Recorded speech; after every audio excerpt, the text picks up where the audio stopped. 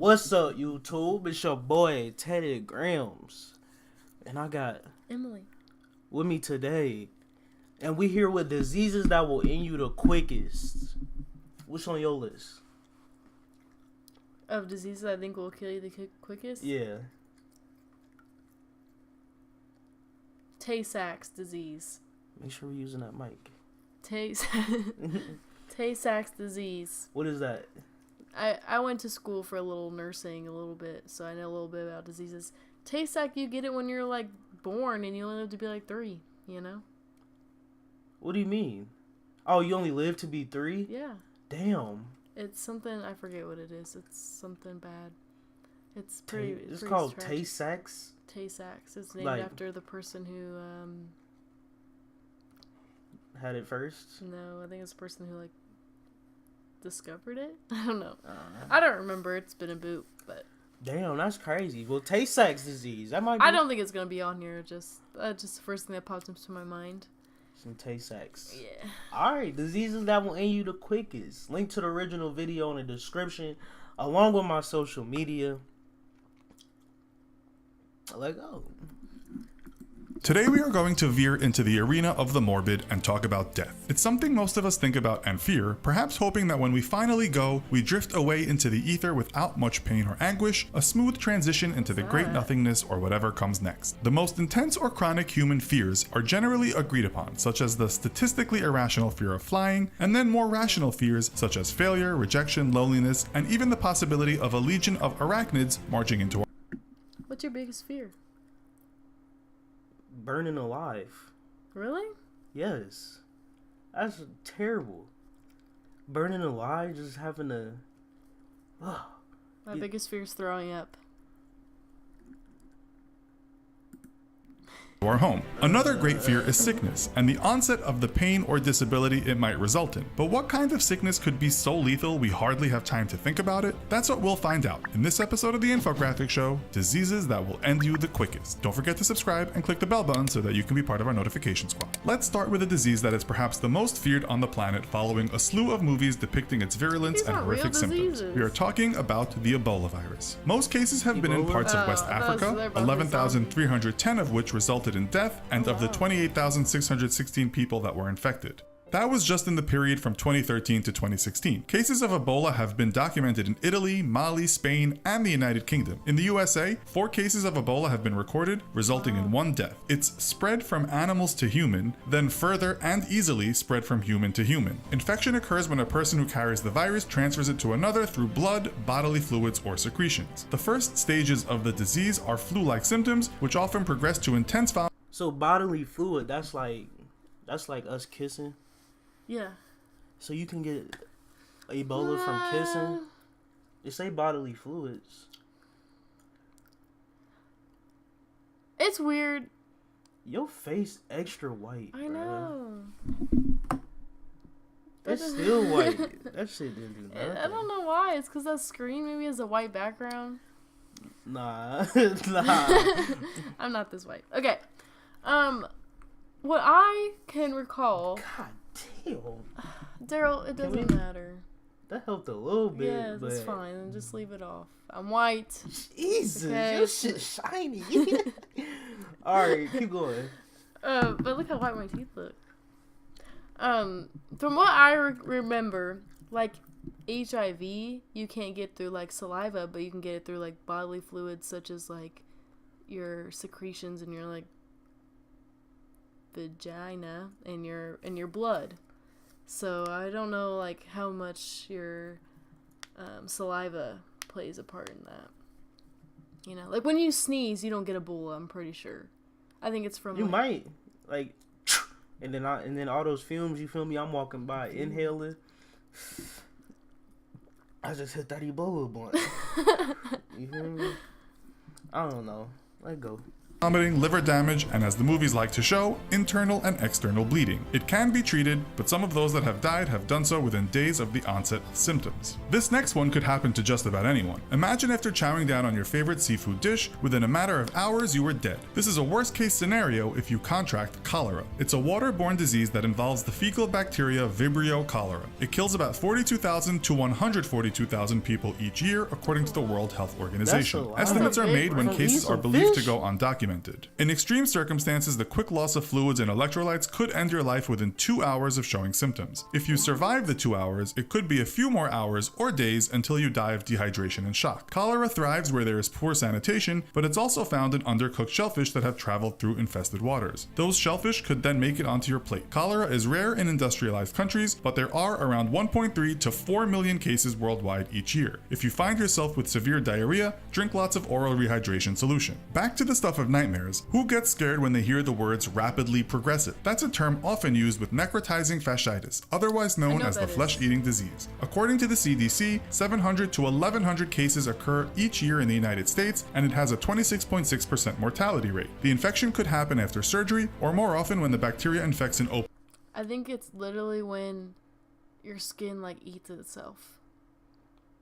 Like it'll start burning and you'll have a rash, and then all of a sudden your skin and So it just like opens it just up. yeah, It's like your whole body too, and then they have to like amputate it wherever. I don't know. so it don't spread. Yeah, it was on Grey's Anatomy, and we learned it in school also.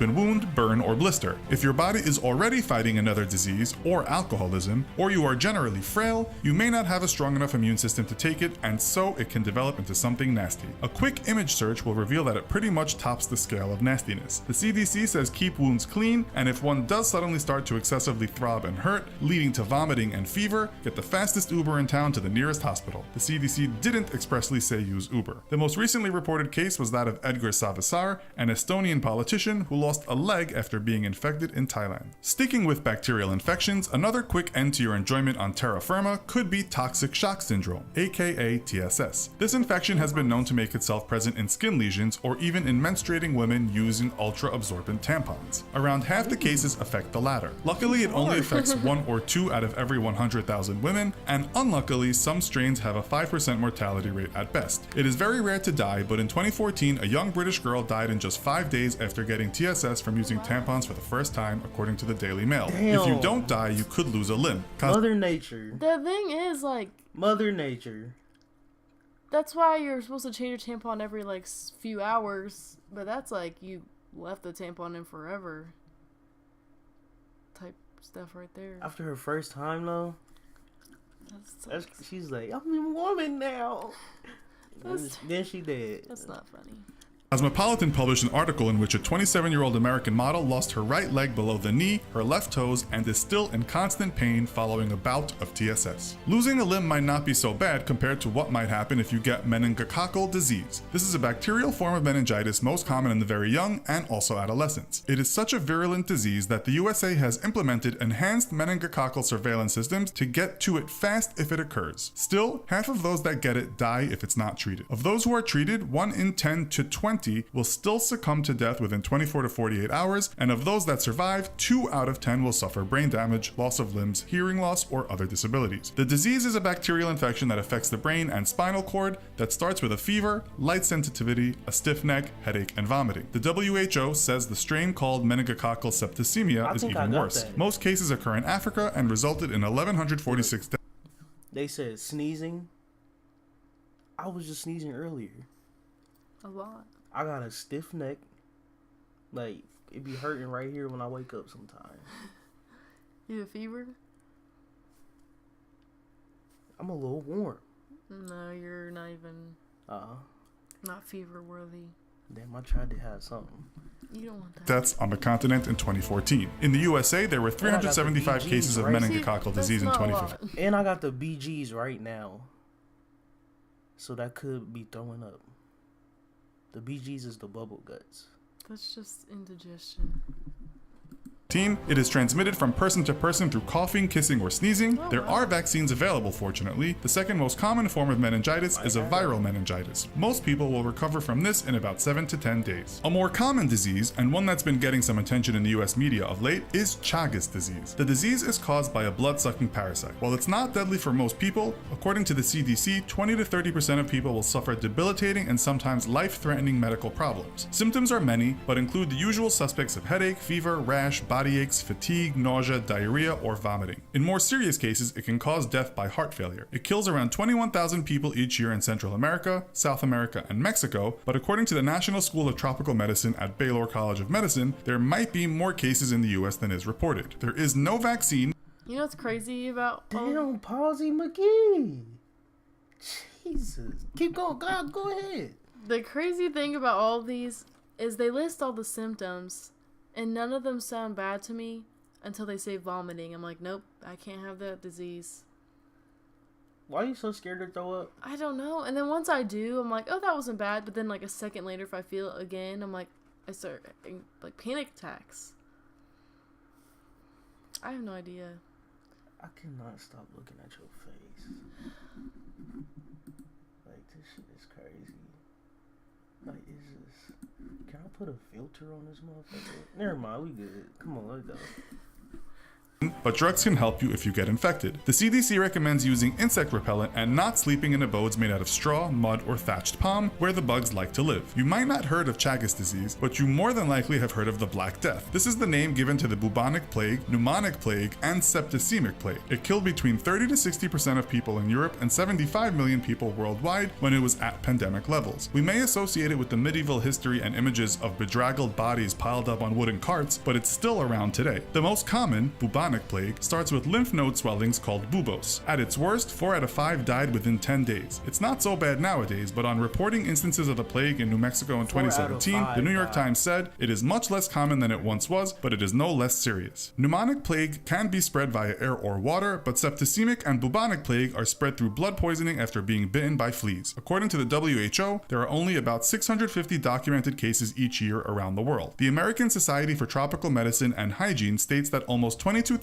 cases were reported globally from 2000 to 2009, which resulted in 1,612 fatalities. During that time, the last available statistics, 7 out of 56 plague sufferers died in the USA. The New York Times reports that 1 out of the 4 cases of plague in New Mexico in 2015 resulted in death. 4 more cases of plague were found in 2016 in the same state. All those infected pulled through. Talking to The Guardian, a middle-aged mother and father from New Mexico who survived the Black Death said, "We survived the plague. That's a big deal. The man had it worse. He spent several weeks in a coma and had to have both his legs amputated below the knee. His wife was told there was only a 1% chance he'd survive, but he did. Miracles must run in the man's family, as the report states his brother had won $27 million in the Texas lottery a few years before Black Death hit the family." We'll leave it on that almost happy anecdote and hope that everyone watching will never have to experience any of the diseases mentioned in this clip. If you already have or would like to share, Those are more like infections. I was thinking like cancer and, you know. What's that? What you say at the beginning? Tay-Sachs. Tay-Sachs. That's more. I think that's a genetic thing. Yeah, it is. It has to do with chromosomes or something. Alright, link to the original video in the description along with my social media. And they top. Thank y'all for watching. Peace. Oh, Tay-Sachs face ass.